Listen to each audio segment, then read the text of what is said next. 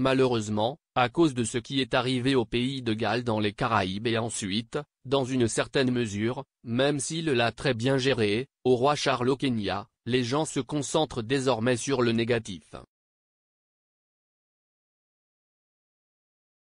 Les projets au Canada de protester contre la visite du roi Charles et de Camilla dans le pays l'année prochaine sont dommages au milieu des craintes qu'une réaction violente en Amérique du Nord n'alimente de nouvelles manifestations. S'adressant au Daily Express US, l'expert royal Richard Fitzwilliam a décrit à quel point les tournées royales passées étaient pour la plupart positives pour la société, mais il y a eu un changement de ton ces dernières années.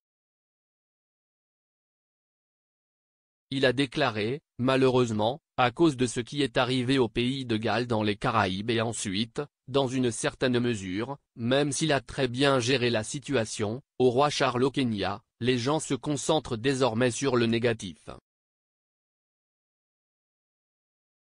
Fitzwilliam craint que les manifestations publiques d'opposition et les médias avides d'histoires anti-monarchiques ne conduisent à de nouvelles manifestations contre la famille royale. Dès que cela se produit, cela signifie qu'il y aura davantage de manifestations parce qu'elles auront de la publicité, a-t-il déclaré. Que la protestation soit légitime ou non est une autre affaire. Mais je trouve que c'est dommage, car ce sont des voyages très précieux, et pour la plupart des gens, c'est une question de joie.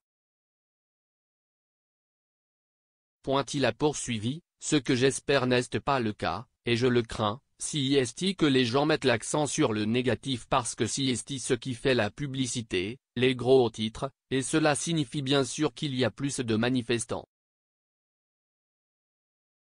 Le roi serait prêt à faire face aux protestations dans le pays, à la suite de sondages qui suggèrent que les citoyens se retournent contre la monarchie. La reine accompagnera le roi Charles pour la tournée en mai, qui devrait durer une semaine.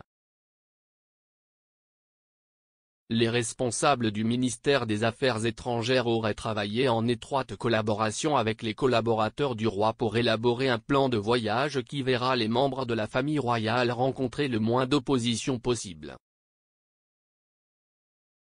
Des sources connaissant la visite prévue ont déclaré au Mirror que les premières discussions avaient soulevé des inquiétudes quant à l'accueil que recevraient le roi et la reine.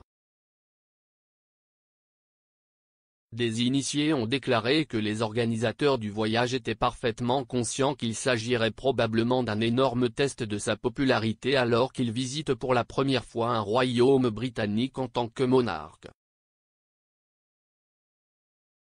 Des sondages récents au Canada ont révélé que plus de 81% des résidents déclarent ne pas se sentir attachés à la monarchie, contre seulement 14% affirmant le contraire.